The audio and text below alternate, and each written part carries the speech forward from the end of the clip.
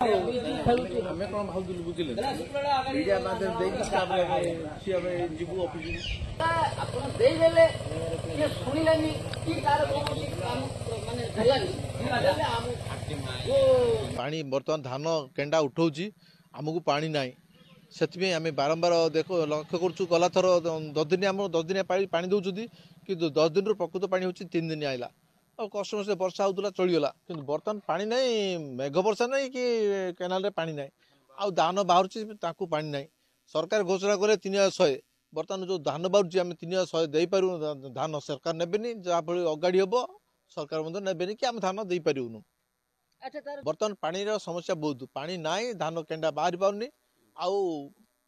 ତାକୁ ଗର୍ଭସ୍ତ୍ରୀ ଯେମିତି ତାକୁ ପ୍ରୋଟିନ୍ ଦରକାର ସେମିତି ଧାନକୁ ଆମେ ପାଣି ଯୋଗାଇବା ଦରକାର ନିହାତି ଏହି ସମୟରେ ଆମେ ପାଣି ଦେଇପାରୁନୁ ଆଉ ପ୍ରଶାସନ ଏତିକି ଦାୟିତ୍ୱ ନେଇକି ଟିକେ ଆମକୁ ପାଣି ଟିକେ ଯୋଗାଇ ଦେଲେ ଏଥିରେ ଆମେ ଖୁସି ହେବୁ। ଆଜି ପର୍ଯ୍ୟନ୍ତ ଯାଇ ନଥିଲେ କେନାଲରେ ମାସେ ଥରେ ପାଣି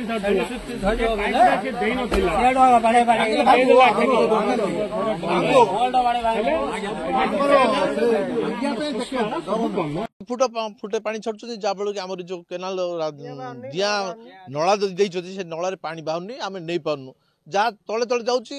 ଯାହାର ବଳ ଅଛି ସେ ମୋଟର ଦେଇକି ନେଉଛି ନହେଲେ ଆମେ କରିକି ବସିଛୁ କି ବା ବର୍ଷା ପାଣି ହେଲେ ତାର ଲାଗି ଏତିକି ପର୍ଯ୍ୟନ୍ତ କରିକି ଆସିଲୁ ଏବେ ପାଣି ନାହିଁ ଆମେ ଆଉ ହାତ ଟେକିଦେଲୁ ବର୍ତ୍ତମାନ ସେଥିପାଇଁ ବାଧ୍ୟ କରୁଛୁ ଏ ମାଧ୍ୟମରେ କିଛି ଗୁହାରି ଶୁଣିବେ ସରକାର କିମ୍ବା ପ୍ରଶାସନ ଶୁଣିବେ ବୋଲିକି ଆମେ ଏଇଟା ଦାବି ଜଣାଉଛୁ। ପାଣି କେନାଳର ଅସୁବିଧା ସପ୍ତାহে 10 ଦିନ କହିକିରି 2 ଦିନ ଛାଡ଼ିକିରି ବନ୍ଦ ଡିଆଁଟା ଉପରେ ଅଛି ପାଣି ନଳାରେ ବାହାରି ଯାଉନାହିଁ ଏବେ ଗତ ବର୍ଷ ବନେଇଲେ ଯେ ସେଟା କେତେ ଉଚ୍ଚରେ ରଖିଲେ ଯେ ପାଣି ପଦାକୁ ବାହାରି ଯାଉନାହିଁ ପନିପରିବା ଚାଷ ତ ପୁରା ଆମ ଗାଁରେ ପୁରା ପ୍ରବଳ ତାହିଁରେ ବଞ୍ଚୁଛନ୍ତି ଶହ ଶହ ଲୋକ ପନିପରିବା ଚାଷ କରିକି ପାଣି ସମସ୍ୟା ତ ଜୋର ହେଉଛି ପାଣି ତ ଛାଡ଼ୁନି ଆମର ବିଲ ପ୍ରାୟ କେନାଲଠୁ ଗୋଟେ ବହୁତ ଦୂରରେ ଅଛି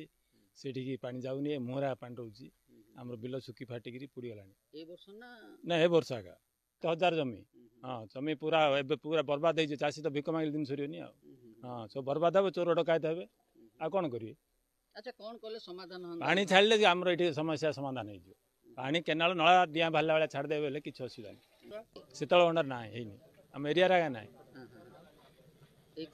ହେଇଥିଲେ ଯୋଉ ରେଟ୍ଟାରେ ଯୋଉ ମାଡ଼ ହେଉଛି ସେଇଟା ବଞ୍ଚିଯାଆନ୍ତେ ଚାଷୀ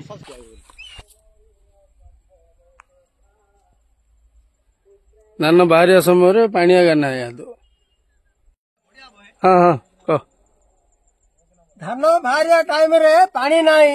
ଆରେ ଦେଖ ଧାନରେ ଫୁଲ ଉଡଉଛି କଣ୍ଠା ଅଗାଡି ଧରିକିରି ଆମେ ଯିବୁ ମଣ୍ଡିକି ଏଟା ଆମକୁ ସରକାର 3100 ଦବ ନା 300 ଦବ ଏଇଟା